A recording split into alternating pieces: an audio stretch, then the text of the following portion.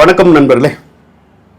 மேசராசிக்காரவங்களுக்கு இந்த 2026 வருடத்தில் வரக்கூடிய மாசி மாதத்தில் எந்த மாதிரியான பலன்கள் கிடைக்க போகுது அப்படிங்கிறத தான் இந்த பதிவில் நாம் பார்க்க போகிறோம்.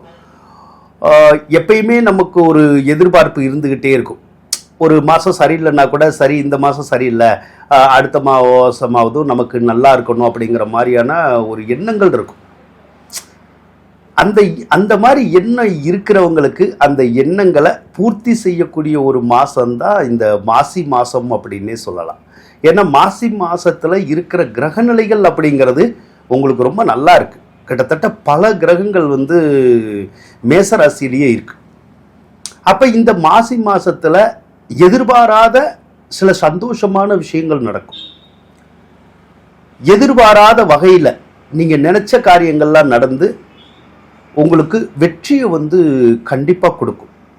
அதனால் இது ஒரு மகிழ்ச்சிகரமான மாதம் அப்படின்னு சொல்லி நம்ம சொல்லலாம். உதாரணம் பார்த்தீங்கன்னா, சூரியனை எடுத்துக்கிட்டால் 11வது ராசியில் தான் இருக்கார்.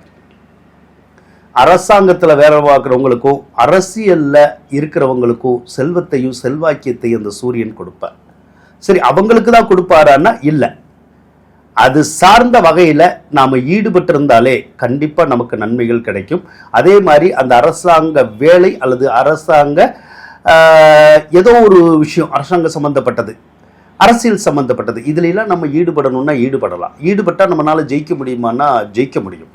கவர்மெண்ட்டு அதிகாரிகளினுடைய ஒத்துழைப்பு, ஆதரவு, அரசியல்வாதிகளுடைய ஆதரவெல்லாம் கிடைக்கக்கூடிய ஒரு மாதம்தான் இந்த மாதம். அதே மாதிரி தந்தை வழி உறவினர்கள்னால நல்ல ஒத்தாசையும் உதவியும் கிடைக்கக்கூடிய ஒரு மாதம் இந்த மாதம். பெற்ற பிள்ளைகள்னாலையும் யோகத்தை கொடுக்கும். புதன் 11வது ராசியில் இருக்கிறது சிறப்பு தான். சொந்த பந்தங்கள்னால ஆதரவு இருக்கும். சிலருக்கு தாய் வழி மாமன் முறை உறவுக்காரவங்க இருக்காங்க இல்லையா, அவங்கனாலையும் நன்மைகள் கிடைக்கும். கல்வித்துறையில் வேலை பார்க்குறவங்க, அக்கௌண்ட்ஸ் துறையில் வேலை பார்க்குறவங்களுக்கெல்லாம் ரொம்ப நல்லா இருக்கும். மீடியா துறையில் வேலை பார்க்குறவங்களுக்குமே இந்த கிரக யோகத்தை இந்த மாதம் கண்டிப்பாகவே கொடுக்கும். பணம் தான் மெயின். அப்போ அந்த பணத்தை கொடுக்கக்கூடிய கிரகம் நமக்கு சரியாக இருக்கணும். அப்படின்னா தான் நமக்கு பணம் வரும். சுக்கிரன் தான் பணத்தை கொடுக்கணும். அந்த கிரகம் சரியாக இருக்கான்னு கேட்டால் ரொம்பவே சரியாக இருக்கு அந்த கிரகம். அதனால இந்த மாசி மாதத்தில் உங்களுக்கு பணவரவு அப்படிங்கிறது நல்லாவே இருக்குங்க. அதாவது தொழில் செஞ்சாலும் சரி, அல்லது வேலை பார்த்தாலும் சரி, அல்லது உங்களுக்கு வர வேண்டிய பணமாக இருந்தாலும் கிடைச்சி மகிழ்ச்சி பொங்கக்கூடிய ஒரு அமைப்பை அந்த சுக்கிர பகவான் உங்களுக்கு கொடுப்பார். ஆக பொருளாதார ரீதியாக இருக்கக்கூடிய சிரமங்கள் நீங்கும், சிக்கல்கள் நீங்கும். கடன் காட்சிகள் இருந்தால் அடையக்கூடிய ஒரு மாதம்தான் இந்த மாதம். வண்டி வாகனம், இரும்பு சம்பந்தப்பட்ட துறையில் இருக்கிறவங்களுக்கும் மிகப்பெரிய யோகம் இருக்கும். செவ்வாய் பகவான் வேற உங்களுக்கு 10வது ராசியில தான் இருக்கார். செவ்வாய் 10ல் இருக்கிறதும் நல்லது தான். ஒரு சிலருக்கு மட்டும் செவ்வாய் 10ல் இருந்துச்சுன்னா வேலையில் ஏதாவது இடைஞ்சல் வரும். நம்ம வேலையில் பார்க்கறதுலையோ அல்லது தொழில் செய்கிறதுலையோ இடைஞ்சல் வரும். அப்படி அந்த இடைஞ்சல் வந்தால் February 21 வரைக்கும் மட்டும்தான் வரும். அதுக்கப்புறம் உங்களுக்கு சிறப்பாக இருக்கும். ஏன்னா February 21 செவ்வாய் பகவானும் உங்கள் ராசிக்கு 11வது ராசியில் வந்துடுவார்.